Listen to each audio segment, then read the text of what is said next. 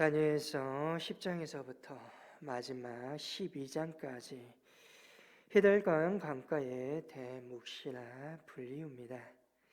묵시는 쉽게 말하면 인간이 알 수 없는 하나님의 뜻, 장래 일에 대하여 하나님께서 선택하신 사람을 통하여 알려주시는 것을 말합니다.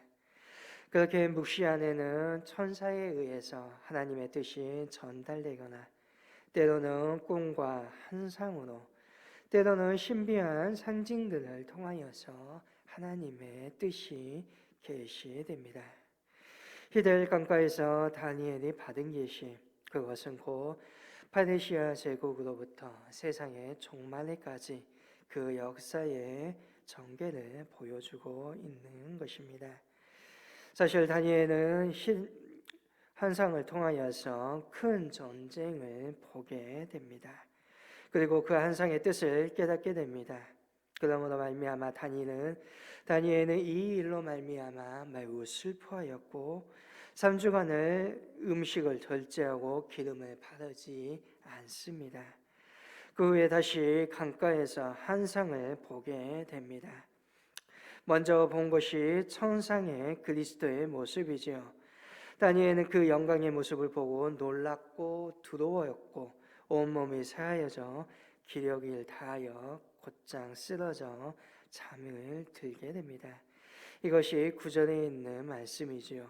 이 환상을 보게 되어 큰 이상과 음성에 압도하여 다니엘은 깊이 잠들었다고 말합니다. 이런 다니엘은 오늘 10절을 보며 하나님께서 천사를 통하여서 다시금 일으켜 세워주고 계심을 보게 됩니다. 주님은 다니엘을 천사를 통하여 어루만지셨습니다. 천사의 손길을 통하여 다니엘을 일으키시고 천사 가브리엘은 다니엘을 위로하기 시작합니다. 다니엘은 환상 가운데 하나님의 아들의 영광을 보았습니다. 그 영광을 보고 놀랐습니다. 그래서 그는 깊이 잠들었습니다. 그러나 하나님께서는 그러한 다니엘에게 천사를 보내셔서 불안과 또한 걱정을 떨쳐버리게 하시고 그를 어루만지시며 위로하시는 것입니다. 그리고 11절과 19절의 말씀을 통하여서 다니엘이 하나님에게 은총을 크게 받은 사람임을 천사를 통하여 말씀하십니다. 하나님께서는 지극히 거룩하신 모습으로 다니엘에게 나타나십니다. 이것은 다니엘을 심판하시기 위함이 아니라 그 기도에 대한 응답이 이루어졌음을 알리기 위하여 찾아오신 것입니다.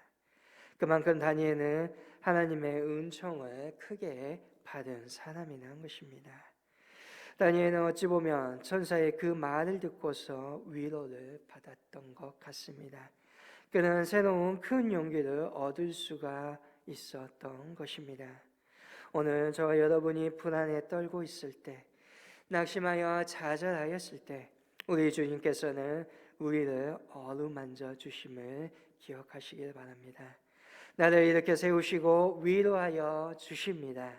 하나님께서는 하나님의 뜻을, 하나님의 이상과 환상을 우리에게 보여줌으로 우리에게 주님의 뜻을 알리실 때 반드시 우리에게 그 힘을 허락하여 주십니다. 하나님의 그 놀라운 힘, 능력의 손길을 경험할 수 있기를 원합니다. 그 어루만짐으로 말미암아 힘을 얻어 다니엘은 계속하여서 하나님의 말씀을, 하나님의 그 계시를 항상으로 볼 수 있었던 것입니다. 천사는 다니엘에게 말합니다. 두려워하지 말라. 내가 깨달으려 하여 내 하나님 앞에 스스로 경배하게 하기로 결심하는 첫날부터 내 말이 응답받았으므로 내가 내 말로 말미암아 왔다라고 말합니다. 다니엘이 기도하기 시작한 그 순간부터 그의 기도는 응답받았습니다. 그리하여 하나님은 천사를 다니엘에게 즉시 보내셨습니다. 그러나 다니엘의 기도에 응답해 주려고 오던 천사는 바사의 군주에 의해 방해를 받게 됩니다. 바사 제국의 군주, 이 땅의 역사는 악한 세력을 상징하고 있는 상징입니다. 악령의 세력들은 주님의 뜻이 전달되는 것을 방해하려고 합니다. 천사 역시 그 악한 세력들에 의해서 일시적으로 방해를 받았지만 다니엘에게 올 수 있었습니다. 분명한 사실은 지금도 악한 세력, 사탄의 세력은, 악한 영들은 존재하고, 또한 이 영들은 하나님의 뜻이 우리에게 전달되는 것을 막고자 합니다. 또한 하나님의 나라가 확장되는 것을 좋아하지 않습니다. 그러나 분명한 사실은 하나님께서 우리가 기도하는 그 첫날부터 우리의 기도에 귀를 기울이시고 계신다는 것입니다.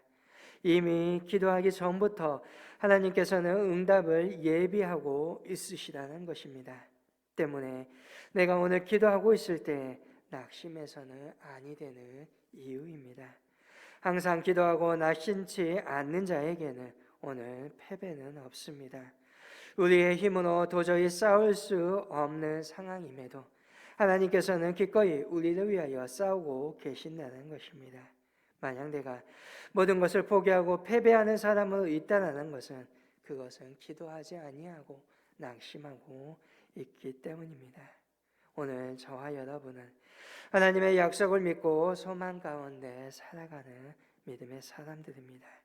아무리 절망적인 상황이나 할지라도 엎드려 기도하고 낙심하지 않고 굳건한 믿음으로 일어날 수 있는 사람들이 되어야 합니다.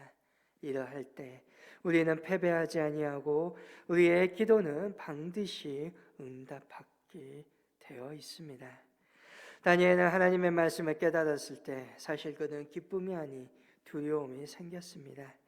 그 말씀이 우리 자신을 비추기 때문이고 시대의 어둠을 드러냈기 때문이고 경건하게 살아가는 생활의 대가가 아픔, 고난임을 알았기 때문입니다. 그렇기에 다니엘은 16절에 천사에게 이 항상으로 말미암아 근심이 내게 더함으로 내가 힘이 없어졌나이다라고 고백합니다. 이때 또 사람의 모양 같은 것 하나가 다니엘을 만지며 강건하게 합니다. 그리고 다시금 말씀합니다. 그 은총을 받은 사람이여 두려워하지 말라. 평안하라. 강건하라. 강건하라. 말씀하십니다. 오늘 하나님께서는 우리에게 강건할 것을 원하십니다. 평안하기를 원하십니다. 이것은 단순히 육체적인 강건함이 아닙니다. 영육의 강건함입니다. 요한섬서에서는 말합니다. 사랑하는 자여 내 영혼이 잘된 것 같이 내가 범사에 잘되고 강건하기를 내가 간구하노라. 또한 요단 강가에 서서 이스라엘 민족을 어찌 인도해야 할지 걱정과 두려움에 사로잡힌 새로운 지도자 여호수아에게 주님은 말씀하십니다. 강하고 극히 담대하여 나의 종 모세가 내게 명령한 그 율법을 다 지켜 행하고 의로나 자로나 치우치지 말라. 그리하면 어디로 가든지 형통하리니 이 율법책을 내 입술에서 떠나게 말게 하며 주야로 그것을 묵상하여 그 안에 기록된 대로 다 행하여 지켜라. 그리하면 내 길이 평탄하게 될 것이고 내가 형통하리라 라고 말씀하십니다. 하나님께서 주시는 힘으로 말미암아 모든 것이 형통하여지는 영역 간에 강건하여지는 것을 오늘 주님께서는 원하신다는 것입니다. 다니엘에게 보여준 말씀은 바벨론 시대가 이제 바사 제국의 시대로 바뀌어졌지만 그 바사의 제국의 시대가 곧 가고 곧 헬라 시대가 올 것임을 말합니다. 그러나 그 시대가 온다고 해서 하나님의 백성에게 소망이 있는 것은 그것이 소망이 되는 것은 아닙니다. 하나님의 백성이 의지해야 될 것, 바사나 헬라 제국 같은 거대한 제국의 힘이 아니라 오직 하나님 한 분 때문입니다. 변화무쌍한 제국의 힘이 아니라 어떠한 세상의 논리가 아니라 변함없는 하나님의 뜻과 진리를 쫓아야 하는 것입니다. 오늘 우리의 삶 역시 마찬가지일 것입니다. 시대의 힘과 논리를 따르는 것이 아니라 다니엘이 그러했던 것처럼 겸비함에 잃지 않고 변치 않는 하나님께 소망을 두는 것, 그 뜻에 따라서 믿음의 자리에 서는 것이 오늘 주님께서 원하는 것일 것입니다. 저와 여러분의 소망이 오직 주님께 있기를 소망합니다. 세상의 힘과 세상의 지혜가 아니라 오직 변치 아니하시고 또한 나에게 힘주길 원하시는, 우리가 강건하여지기를 원하시는 하나님에게 소망을 두시기를 바랍니다. 오늘 하루의 삶이 주님의 인도하심을 받으며 그 믿음의 자리에 서서 굳건히 서서 하나님의 나라를 확장시켜가고 오늘 내 마음과 내 몸과 내 영혼이 형통하여지는 믿음의 저와 여러분 될 수 있기를 주님의 이름으로 간절히 소망합니다.